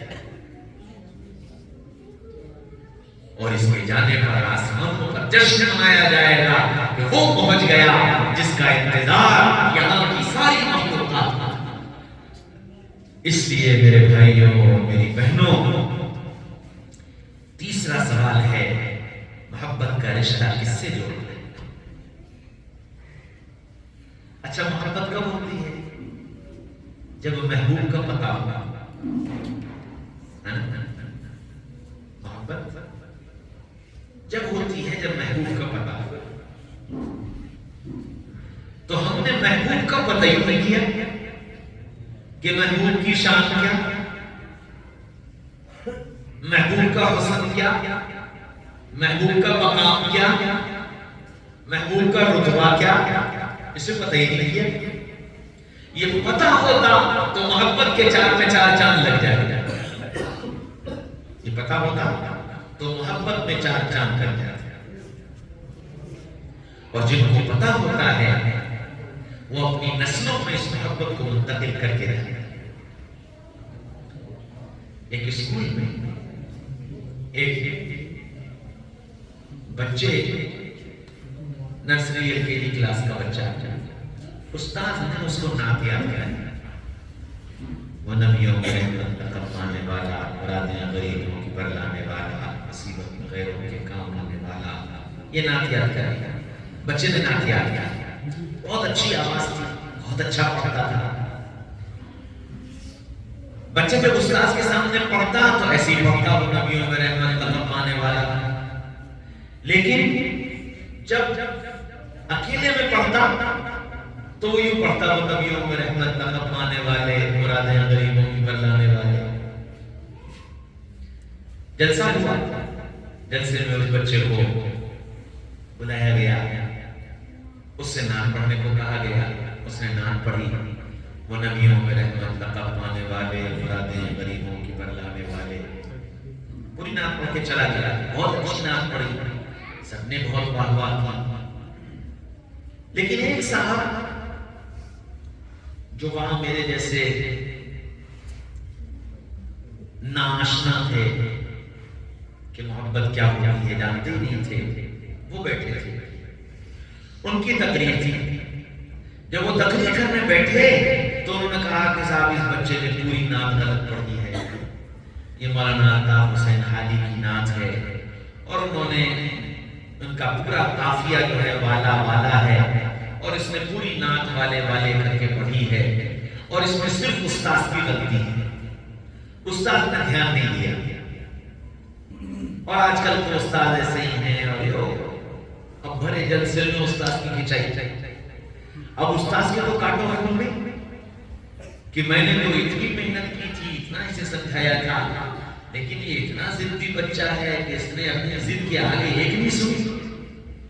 بہرحال جلسہ ختم ہو گیا، اگلے دن کلاس لگے، اس بچے کے کلاس میں وہی ٹیچر چلے گئے۔ اب ان کی نگاہ اس بچے پر پڑی تو غصہ ساتھ میں آسمان پر، نگاہ آج اس کی خبر ہوئی، تو انہوں نے بچوں سے کہا کہ اچھا بچوں، ہم تم سے کچھ سوالات کریں گے، جو جب جس سے پوچھا جائے وہی جواب دیں۔ تو نرسری کے بچے چھوٹے چھوٹے ویسے سوالات کرتے رہے. جب اس بچے کا نمبر آیا تو اس سے سوال کیا, ہاں بھائی تم بتاؤ ہمارے نبی کا پورا نام کیا تھا, کہاں پیدا ہوئے, کہاں ہجرت کی اور کب ہجرت کی. وہ بچہ خاموش, اس نے کوئی جواب نہیں دیا. پھر پوچھا, پھر جواب نہیں دیا, پھر پوچھا, پھر جواب نہیں دیا. اب غصے میں تو تھے, اٹھ کے اس کی سیٹ کے پاس پہنچ گئے اور کہنے لگے کہ ہمیں معلوم ہے کہ تیرا خاندان اور تیرا گھرانہ ایسا ہے کہ یہ ہو نہیں سکتا کہ تجھے ان سوالوں کا جواب معلوم نہ ہو, لیکن تو صرف اپنی ضد کی وجہ سے جواب نہیں دے رہا ہے. اور یہ کہتے پڑھ سیکھ کیا, پھر دوسرا تھپڑ, تیسرا تھپڑ, وہ رونے لگا اور 4-6 تھپڑ انہوں نے مار دیے لیکن وہ بولا نہیں. یہاں تک کہ پھر انٹرول ہو گیا تو استاد غصے میں یہ کہہ کر کے کہ اگر انٹرول کے بعد تم نے سوالوں کے جواب نہیں دیے تو میں چھڑی سے تیری خبر لوں. بچے سارے کھیلنے نکل گئے. یہ بچہ بیٹھا اپنی سیٹ پر روتا رہا, روتا رہا. تھوڑی دیر کے بعد اٹھا, باتھ روم گیا, ہاتھ منہ دھویا, واپس آتا, پھر اپنی سیٹ پر بیٹھ گیا. انٹرول ختم ہو گیا, استاد بڑی لمبی چھڑی لے کر کے کلاس میں آیا اور اس بچے کے پاس پہنچے, ہاں بھائی بتاؤ. تو وہ بچہ فوراً اپنی سیٹ پر کھڑا ہوا اور کھڑے ہو کر کے اس نے جواب دیا کہ ہمارے آقا کا نام سید حضرت سیدنا محمد مصطفیٰ صلی اللہ علیہ وسلم تھا. ہمارے آقا مکہ مکرمہ میں پیدا ہوئے, مدینہ منورہ ہجرت کر کے تشریف لے گئے, 53 سال کی عمر میں ہجرت کی اور پھر مدینہ ہی سے اللہ کے پاس چلے گئے. اور یہ کہتے کہتے وہ بچہ رونے لگا. اب یہ استاد حیران ہوئے کہ یہ جواب اس نے پہلے کیوں نہیں دیا تھا اور اب دے دیا ہے تو رو کیوں رہا ہے. دونوں نے اسے سوال کیا کہ تم نے یہ جواب پہلے کیوں نہیں دیا تھا اور اب دیا ہے تو رو کیوں رہے ہو. تو بچہ کہنے لگا کہ استاد جی بات یہ ہے کہ میری امی کو اور میرے ابو کو محمد رسول اللہ صلی اللہ علیہ وسلم سے بہت پیار, بہت پیار, اور میرے ابو کا انتقال ہو گیا. استاد جی جب میرے ابو کا انتقال ہو رہا تھا تو میرے ابو نے مجھے اپنے پاس بلایا, مجھے اپنے سینے سے لگایا اور یہ کہنے لگے کہ بیٹا میں نے اپنے آقا کا نام کبھی بغیر وضو کے نہیں لیا, میں نے اپنے آقا کا نام کبھی بغیر وضو کے نہیں لیا. بیٹا اگر ہو سکے تو تم بھی اپنے آقا کا نام بغیر وضو کے لو. استاد جی جس وقت آپ نے مجھ سے یہ سوال کیا میرا وضو نہیں تھا, آپ نے مجھے مارنا شروع کیا, دل میں خیال آیا جواب دے دوں. پھر یہ خیال آیا کہ اگر میں نے بغیر وضو کے آقا کا نام لے لیا تو میرے ابا کو تکلیف ہوگی, میں اپنے ابا کو تکلیف نہیں پہنچا سکتا اور میں اپنے آقا کا نام بغیر وضو کے نہیں لے سکتا. انٹرول ہو گیا, مجھے موقع مل گیا, میں وضو کرایا, اس لیے میں نام لیا. اور پھر اس نے کہا استاد جی آپ مجھے معاف کر دیجئے گا, میری وجہ سے آپ کو کی بے عزتی ہو گئی, لیکن استاد جی میں کیا کروں. میرے ابا نے مجھ سے دوسری بات یہ کہی تھی کہ بیٹا کبھی نبی کی شان میں گستاخی مت کرنا, کبھی نبی کی شان میں گستاخی مت کرنا. استاد جی آپ ہی بتائیے, نبی اتنے بڑے, میں اتنا چھوٹا, میں انہیں والا کہتا, مجھے گستاخی لگی اس لیے میں نے اسے والے کر دیا تھا. استاد جی مجھے معاف کر دیجیے گا. استاد کی آنکھوں میں آنسو آ گئے, بائیں پھیلائیں, بچے کو سینے سے لگایا, کہنے لگے بیٹا غلطی تیری نہیں, غلطی ہماری ہے, ہم جانتے ہی نہیں محبت کیا ہوتی ہے, ہم جانتے ہی نہیں محبت کیا ہوتی ہے. ہاں میرے بھائیوں میری بہنوں, اگر ہم عاشق رسول بنیں گے تو یہ ہو نہیں سکتا کہ اولاد کے دل میں اللہ اس کے رسول کی محبت نہ پیدا ہو. اور یہ زندگی کا سوال ہے, یہ زندگی کا سوال ہے. عشق کا رشتہ کس سے جوڑا, محبت کا رشتہ کس سے جوڑا. سوتے جاگتے اٹھتے بیٹھتے چلتے پھرتے کس کا خیال آتا ہے. میرے بھائی اور دوستوں عزیزوں بزرگوں، جب محبت ہوتی ہے تو محبوب سوتے جاگتے اٹھتے بیٹھتے چلتے پھرتے ہر وقت خیال میں رہتا ہے، ہر وقت خیال میں رہتا ہے۔ تو نبی سے محبت کا اور عشق کا رشتہ قائم کرو کہ سوتے جاگتے اٹھتے بیٹھتے خیال میں محمد رسول اللہ سما جائیں، اور ایسا ہو گیا تو جب قبر کے اندر جاؤ گے اور محمد رسول اللہ صلی اللہ علیہ وسلم کی شبیہ دکھائی جائے گی تو چلا کر کہو گے ہاں نبینا محمد صلی اللہ علیہ وسلم، یہ میرے محبوب، میرے آقا، میرے سر کے تاج، میرے محمد صلی اللہ علیہ وسلم ہیں۔ اور اس سوال کے جواب کے پورا ہوتے ہی حکم ملے گا من کرمت العروس، سونا جیسے پہلی رات کی دلہن سویا کرتی ہے، حکم ملے گا جنت کی کھڑکی کھول دو اور اسے سونے دو، اور اس کو ستانا مت، اس کو جگانا مت۔ اب یہ کل قیامت کے میدان میں اٹھے گا، اس حال میں اٹھے گا، نبی یہ کہہ رہے ہوں گے آنے دو، آنے دو، یہ میرا ہے میں اس کا ہوں، یہ میرا ہے میں اس کا ہوں، یہ میرا ہے میں اس کا ہوں۔ نبی کہیں گے آؤ میں تمہیں جنت کوثر پلاؤں گا، میں تمہاری پیاس مٹاؤں گا، میں تمہارے اعمال کھلواؤں گا، میں تمہیں جنت میں داخل کروں گا۔ عشق کا رشتہ قائم کر کے دیکھو، یہ سب کچھ ملنے والا ہے، مرد ہو یا عورت۔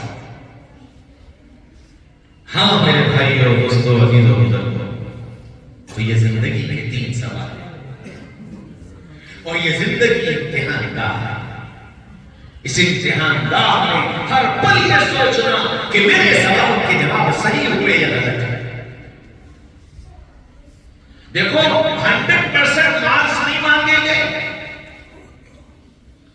کامیابی کے لیے 100% مارکس نہیں مانگے گئے۔ کیا کہا؟ 33% بھی کر لو گے تو کامیاب۔ تو اس بات سے مت گھبرانا اور نا امید مت ہونا، کیا کروں، ارادہ کرتا ہوں پھر گناہ ہو جاتا ہے، ارادہ کرتا ہوں پھر چھٹ جاتا ہے، ارادہ کرتا ہوں پھر کچھ ہو جاتا ہے، کچھ ہو گیا۔ اللہ نے توبہ کا دروازہ کھول رکھا ہے، نبئ عبادی انی انا الغفور الرحیم، میرے بندوں کو بتا دو میں بہت معاف کرنے والا ہوں۔ کتنا معاف کرتا ہوں؟ اللہ اکبر۔ موسیٰ علیہ السلام نے ایک دن اللہ تعالیٰ سے سوال کیا کہ اللہ اس وقت روئے زمین پر تیرا دوست کون؟ اللہ نے بتایا فلاں بندہ۔ نام سنتے ہی موسیٰ علیہ السلام چونکے، جس کا نام لیا تھا وہ پورے زمانے میں بدنام زمانہ تھا، اور اتنا بدنام تھا کہ جب موسیٰ نے کسی کے سامنے نام لیا تو سب موسیٰ پہ ہی سوالیہ انداز میں دیکھنے لگے۔ موسیٰ کیا کہہ رہے ہو تم اس کو اللہ کا ولی اور دوست بتا رہے ہو؟ اس کے حالات تو یہ ہیں۔ موسیٰ علیہ السلام حیران ہو گئے، پریشان ہو گئے، تو اللہ سے سوال کیا اللہ آپ نے اس کو ولی کیسے بنایا؟ اور لوگ تو اس کے بارے میں ایسا ایسا کہتے ہیں۔ فرمایا ہاں جو لوگ کہتے ہیں وہ صحیح کہتے ہیں، جو لوگ کہتے ہیں وہ صحیح کہتے ہیں، لیکن اب وہ میرا دوست ہے۔ کہ دوست کیسے بنا؟ موسیٰ ایک دن وہ اپنے بیٹے کو لے کر جا رہا تھا، رات کی اندھیری، تو اس کے بیٹے نے آسمان کی طرف دیکھ کر پوچھا کہ ابا تاروں سے بڑی بھی کوئی چیز ہے؟ ابا نے کہا ہاں بیٹا تاروں سے بڑا چاند ہے۔ ابا چاند سے بڑی بھی کوئی چیز ہے؟ کہ ہاں چاند سے بڑا سورج ہے، جب سورج نکلتا ہے چاند چھپ جاتا ہے۔ ابا سورج سے بڑی بھی کوئی چیز ہے؟ کہ ہاں بیٹا آسمان ہے، جو آسمان سورج کو اپنے اندر لیے ہوئے۔ ابا آسمان سے بڑی بھی کوئی چیز ہے؟ تو میں ہاں بیٹا عرش ہے، اللہ کا عرش ہے۔ ابا عرش سے بڑی بھی کوئی چیز ہے؟ فرمایا ہاں اللہ کی کرسی۔ ابا اللہ کی کرسی سے بڑی بھی کوئی چیز ہے؟ فرمایا ہاں تیرے باپ کے گناہ، تیرے باپ کے گناہ۔ ابا آپ کے گناہوں سے بڑی بھی کوئی چیز ہے؟ کہنے لگا ہاں تیرے رب کی رحمت، تیرے رب کی رحمت تیرے باپ کے گناہ سے بھی بڑی ہے کہ موسیٰ اتنی امید کے ساتھ اس نے یہ بات کہی کہ میرے رب کی رحمت میرے گناہوں سے بڑی ہے، مجھے اس پر پیار آ گیا، میں نے اس کے گناہوں کو معاف کر دیا، اور میرے معاف کرتے ہی وہ بندہ پھر میرا بن گیا، میں نے بھی اسے اپنا دوست بنا، اتنے معاف کرنے لگے۔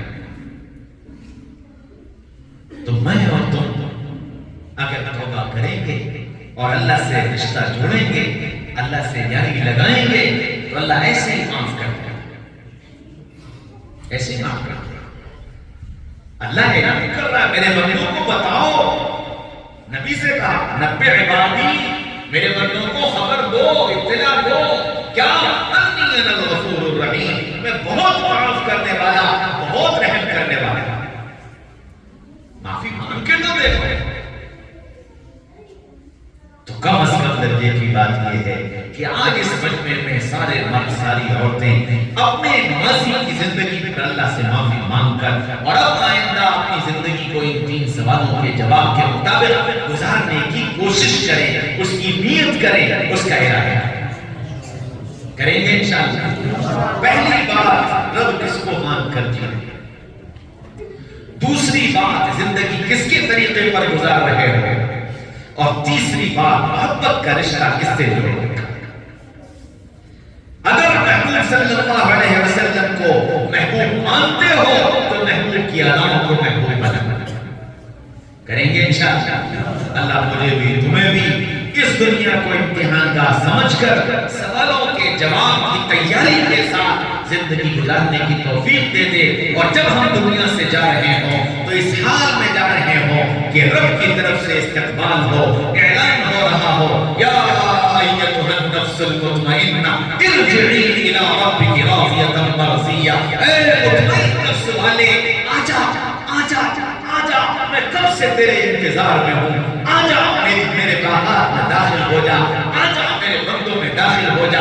اس اعلان کے ساتھ میری تمہاری روح اس جسم سے نکل رہی ہو، اور میری تمہاری روح کے نکلنے پر زمین کے وہ حصے ہوئیں جہاں میں نے تم نے ناک رگڑی ہو، جہاں میں نے تم نے اپنے رب کو یاد کیا ہو، جہاں میں نے تم نے اپنے گناہوں پر ندامت کے آنسو بہائے ہو، وہ زمین کے حصے روئیں، وہ آسمان کے دروازے روئیں جن سے میرے تمہارے اعمال جایا کرتے تھے۔ اللہ مجھے بھی ایسا بنا دے، تمہیں بھی ایسا بنا دے، اور اس حال میں اللہ دنیا سے بلا دے، اس دنیا میں بھی کامیاب ہوں گے، کل وہاں بھی کامیاب ہوں گے۔